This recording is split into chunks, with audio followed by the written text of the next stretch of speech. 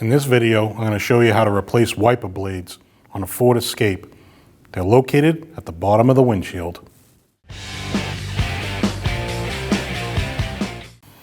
When installing your new wiper blades, you want to pull up on the wiper arm. It is spring loaded. It'll stay there.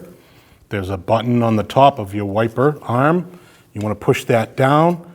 That will release your wiper arm from your wiper blade, and you pull. Your new wiper arm comes with an assortment of different clips.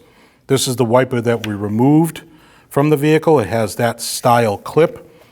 That is the way the new one comes in. That's a hook style that is not going to be the same. You need to remove this center piece. You can do that by pulling straight up and out. This piece also needs to be removed. You have a button on both sides. You want to squeeze those two together and pull straight up. That piece comes out. Then you're going to get this piece. There's an arrow here and an arrow there. You want to match those arrows and lock it into place. And then finally you have this style piece here. It has a little tab right here. That tab goes into this hole and locks into place.